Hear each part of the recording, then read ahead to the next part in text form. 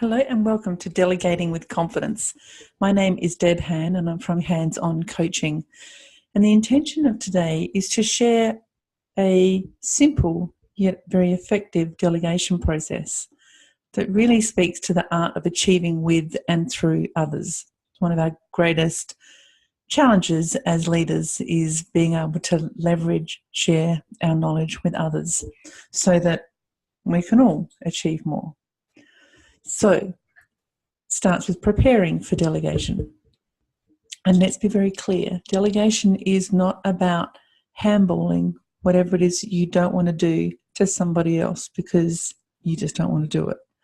I'm talking to you about delegation from the context of growing another person's skill set so that you can have more confidence to do what it is you need to do, right? Whether it's more of something else, or you can leave a particular task in someone's hands so that you can go off and do what you need to do with confidence, knowing full well that you have somebody who is completely capable of doing what it is you've asked them to do.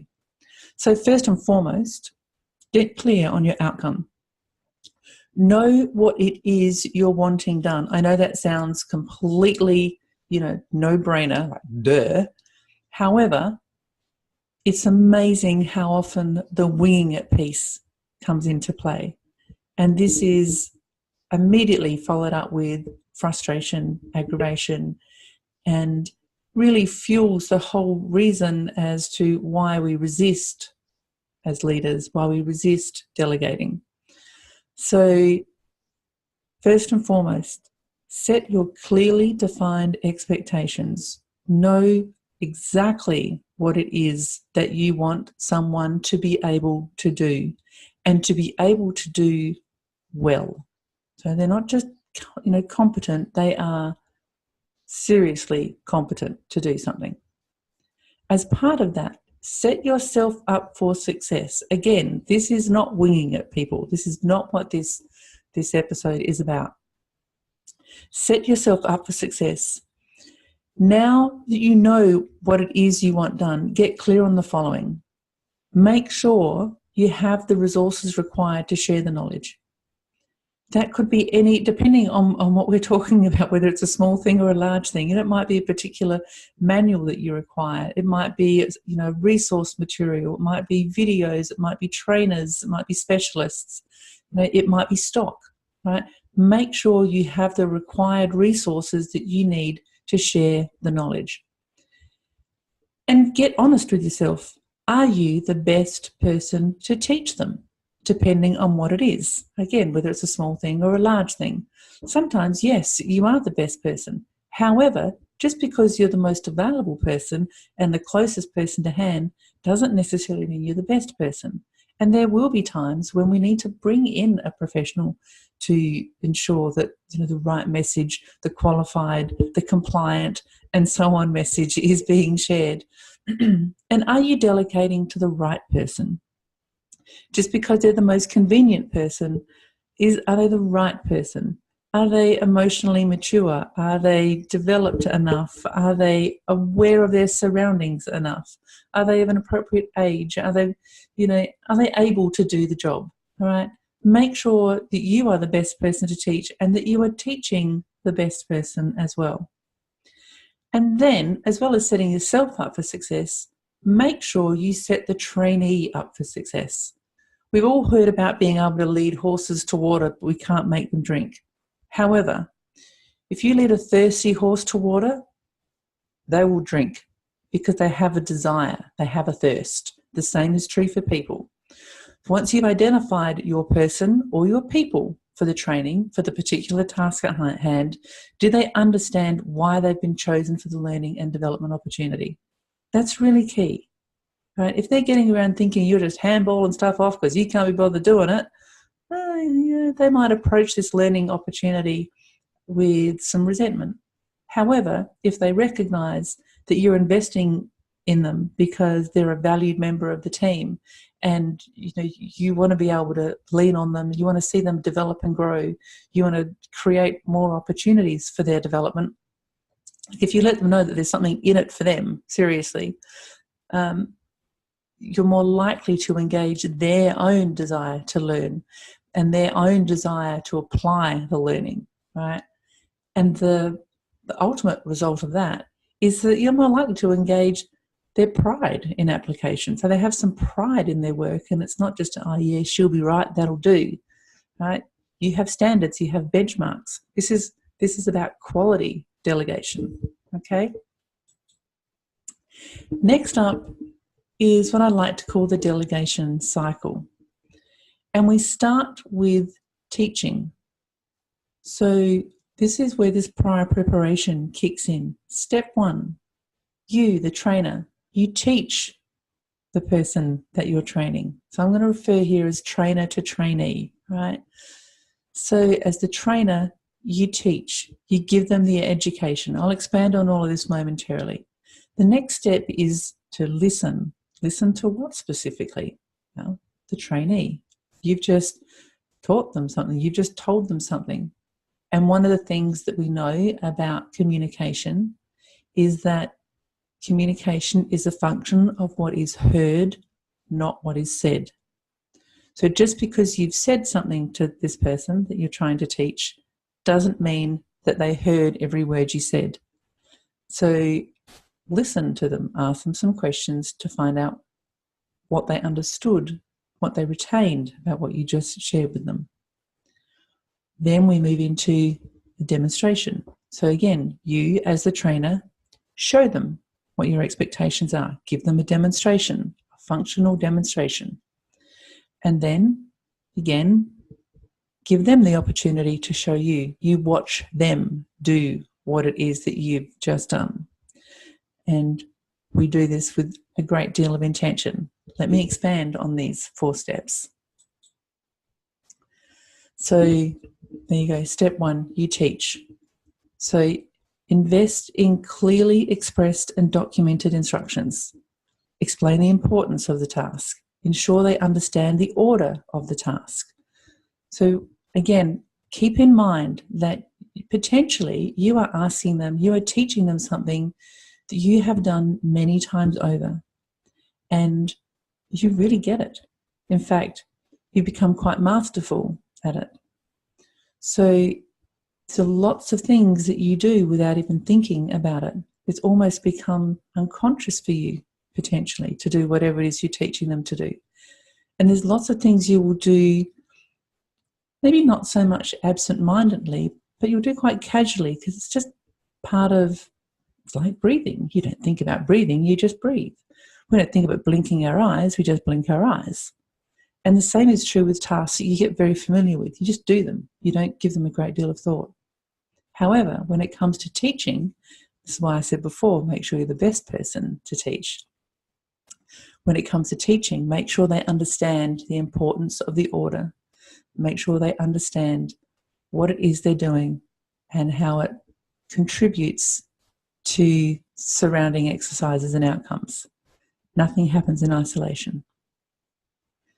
So we give them that education piece. Then, step 2, we listen. We ask them to repeat back to you their understanding. What have they heard? And get really conscious with your questions. Ask questions to affirm their understandings. Keep in mind from a feedback perspective, absolutely you're going to praise what they've communicated well, but listen for the gaps in their understanding. Remember, communication is a function of what is heard, not what is said. So keep that in mind, because just because you've said something to them and they haven't fed it back to you means they may not have fully appreciated the importance of that piece. So make sure you ask that question. So your feedback might sound a little like, that's great, I'm really glad you understand these core principles, and you might affirm what those core principles are that they have recited back to you or recalled back to you. If there's a gap, you might say, I didn't hear you tell me about X and Y. What did you pick up around that? And what role do they play in this situation? So sometimes we just need to jog their memory. Okay. Then we move into that demonstration piece. So again, show them how. Show them what you're looking for. Provide a working example of your expected outcome. And be sure that you do hone in on the compliance elements, the safety elements. You do everything for a reason. So make sure that they are fully aware of those pieces. So they have not just the understanding, the technical understanding, they also have the applied understanding. And just as you did with the listening piece, this time we're going to use our eyes. We're going to pay attention to how they apply the knowledge that you've shared with them. So we give them the opportunity to show you what they've learned. Now be very clear here, bearing in mind this is something you have done many times over and you have a sense of mastery. And so, you do things pretty simply. Think about the first time you did this task. Were you the superstar rock star, or were you a little clunky? Were you a little awkward? Maybe even a little clumsy. Maybe you struggled with it for the first few times until you found your rhythm and style. Well, the same may be true for the person that you're training. Keep that in mind. They're not you. They're learning from you. It's really important. They're not you. They're learning from you. So watch for outcomes. And keep in mind, if you're right-handed and the person you're training is left-handed, they're not going to do it the same as you. So as long as they are honouring the compliant pieces and the safety pieces, just keep watch on the specific outcomes that you're looking for, because their way might be their way, as long as it delivers on the specific outcomes that you're seeking. And we give feedback around that. So, is this where the delegation style or cycle stops? We actually repeat that same cycle at least 6 or 7 times. That might sound really odd to you. But typically this is where we come undone when we're delegating and where the frustration kicks in. Because so often we can get caught in that trap of thinking, God, I've told them once, why don't they get it? And yep, we tell them once, we tell them twice, we show them once, we show them twice. Each time they gain a little more confidence and a little more confidence. And by the time they get to doing it that 6th or 7th time, then their own version of mastery starts to kick in. Their own competency starts to grow and their confidence starts to grow. And suddenly they actually start to feel like they're properly and meaningfully contributing to what it is that they're applying themselves to. And this is the piece that we so often forget we're in that delegating role, when we're in that teaching role. So this is where the power is, not just showing them once, not just showing them twice, but really investing meaningfully in 6 to 7 times. And let me give you some hope around that. Because typically by the time they've done it maybe 4 or 5 times, then each time you go around that teach, listen, demonstrate, watch cycle, then you will be less and less involved. So the amount of time you invest in the first time, the first time that you show them, the first time you go through the cycle, you want to allow yourself a significant pocket of time to really ensure that your message is heard, received, and demonstrated, and so on. And so, it might be a good 30 minutes to an hour, depending on whatever the process may be. But by the time you get to that 6th and 7th time, it may be nowhere near that. It might simply be about you getting alongside them, and instead of you actually teaching them more, it might be simply about you saying, okay, so tell me a little about element X and Y. What have you really learnt about that and how that contributes to this exercise? So you start to really challenge their conscious awareness around what it is they're doing. So they become quite knowledgeable about it. They're not just a robot. They're not just cookie cutting this process and this exercise. And same is true when it comes to watching. You might not actually have to do anything. You might just simply say, and so show me how this element comes together, or show me what you've learned around how you can do this, and give feedback around if you recognize that their confidence is obvious and apparent, then let them know that.